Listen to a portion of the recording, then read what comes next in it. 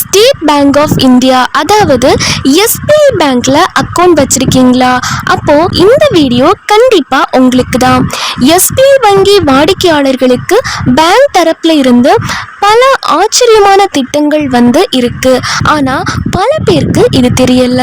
இன்னைக்கு நம்ம வீடியோல எஸ்பிஐ அக்கௌண்ட் வச்சிருந்தா எப்படி இலவசமாக 50,000 ரூபாயில இருந்து 20 லட்சம் வரை எப்படி பெறுவது அப்படின்றத பத்தி இப்ப நம்ம பார்க்கலாம்.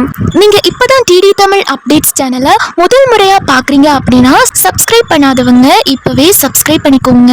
அண்ட் கூடவே பக்கத்துல வர பெல் ஐகானையும் கிளிக் பண்ணி ஆல் அப்படிங்கிற ஆப்ஷனை செலக்ட் பண்ணி வச்சுக்கோங்க. ஸோ அப்பதான் நம்ம அடுத்தடுத்து போடக்கூடிய அனைத்து புதிய தகவல்களும் உங்களுடைய மொபைலுக்கு உடனே நோட்டிபிகேஷனா சேரும். அண்ட் வீடியோக்குள்ள போறதுக்கு முன்னாடி இந்த வீடியோ உங்களுக்கு பிடிச்சிருக்கு அப்படின்னா லைக் பட்டனை கிளிக் பண்ணி லைக் பண்ணிக்கோங்க.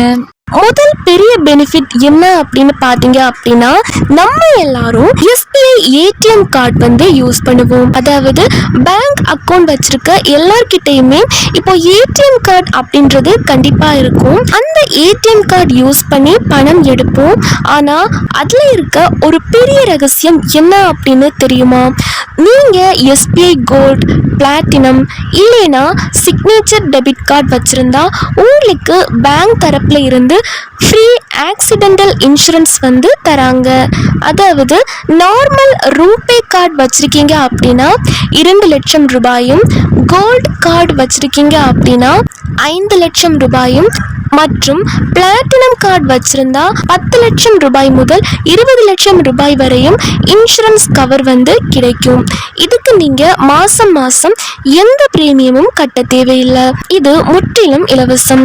ஒருவேளை ஏடிஎம் கார்டு வச்சிருக்கிறவங்களுக்கு ஏதாச்சும் அசம்பாவிதம் நடந்து உயிரிழப்பு ஏற்பட்டால் அவர்களுடைய குடும்பத்தினர் 90 நாட்களுக்குள் பேங்கை அணுகி இந்த தொகையை கிளைம் பண்ணிக்க முடியும்.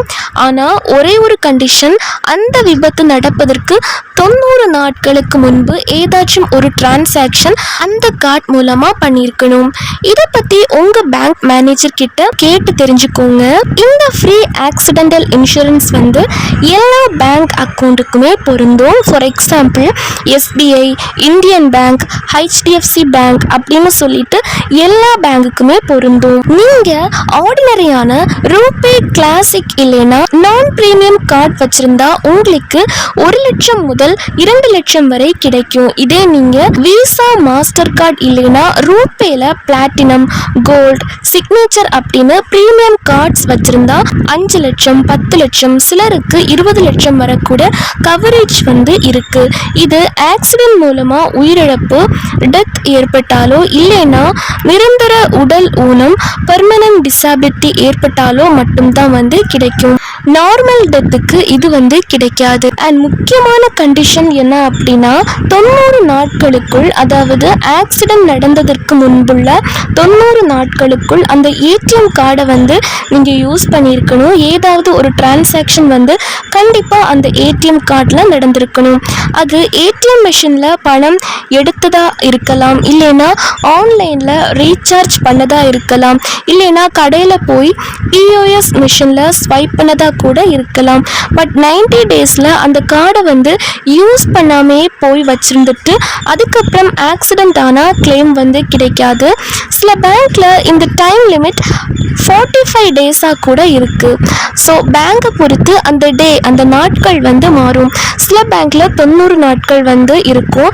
ஆனா சில பேங்க்ல 45 நாட்களுக்கு முன்பு அந்த ஏடிஎம் கார்டு யூஸ் பண்ணியிருந்திருக்கணும். ஸோ உங்களோட கார்டை ரெகுலரா ஆக்டிவா வச்சுக்கோங்க. ஒருவேளை யாருக்காச்சும் அசம்பாவிதம் நடந்துருச்சு, எதிர்பாராத விதமா ஆக்சிடென்ட் ஆயிருச்சு அப்படின்னா இது எப்படி கிளைம் பண்றது?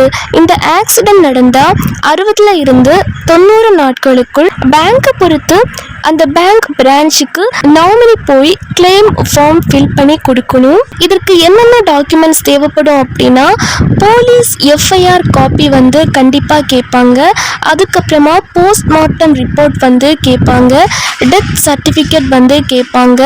நாமினியோட Aadhaar card, PAN card and bank passbook கேட்பாங்க. இந்த டாக்குமெண்ட்ஸ் எல்லாம் வச்சு பேங்க் மேனேஜர் கிட்ட கொடுத்தா அவங்க இன்சூரன்ஸ் கம்பெனி கிட்ட பேசி உங்க கிளைமை ப்ராசஸ் பண்ணுவாங்க. ரெண்டாவதா எஸ்பிஐ இ முத்ரா லோன். நீங்கள் ஏதாச்சும் சிறு தொழில் செய்யணும், இல்லைன்னா அர்ஜென்ட்டாக பணம் தேவைப்படுதா, வட்டிக்கு வாங்கி கஷ்டப்பட தேவையில்லை. எஸ்பிஐ உங்களுக்கு ஸ்டேட் பேங்க் ஆஃப் இந்தியா உங்களுக்கு 50,000 ரூபாய் வரைக்கும் உடனடி இ முத்ரா லோன் தராங்க. இதுக்கு நீங்கள் பேங்க் போக தேவையில்லை. உங்கள் மொபைலில் எஸ்பிஐ யோனோ ஆப் இல்லைன்னா எஸ்பிஐ வெப்சைட் மூலமாக அப்ளை பண்ண முடியும். ஜஸ்ட் 5 மினிட்ஸில் பணம் உங்கள் அக்கௌண்ட்க்கு வந்துடும். இதுக்கு உங்கள் ஆதார் கார்டு, பேன் கார்டு மற்றும் எஸ்பிஐ அக்கௌண்ட் இருந்தால் போதும். ஸோ இது எஸ்பிஐ இ முத்ரா லோன் மூலமாக தான் 50,000 ரூபாய் உடனடி கடன் அப்படின்றது வழங்கப்படுது ஸ்டேட் பேங்க் ஆஃப் இந்தியாவால். மேலும் இது பற்றி இன்னும் டீட்டெயில்டாக தெரிஞ்சுக்க உங்கள் பக்கத்தில் இருக்கக்கூடிய உங்கள் ஏரியாவில் இருக்கக்கூடிய எஸ்பிஐ பேங்க் பிரான்ச்சை நீங்கள் காண்டாக்ட் பண்ணலாம். இது மாதிரி இன்னும் நிறைய பேங்க் ஸ்கீம்ஸ் பற்றி தெரிஞ்சுக்க மறக்காமல் இந்த வீடியோவை லைக் பண்ணுங்கள், உங்களோட ஃப்ரெண்ட்ஸ் அண்ட் ஃபேமிலிக்கும் ஷேர் பண்ணுங்கள். அண்ட் நம்ம டிடி தமிழ் அப்டேட்ஸ் சேனலை மறக்காமல் சப்ஸ்கிரைப் பண்ணிக்கோங்க.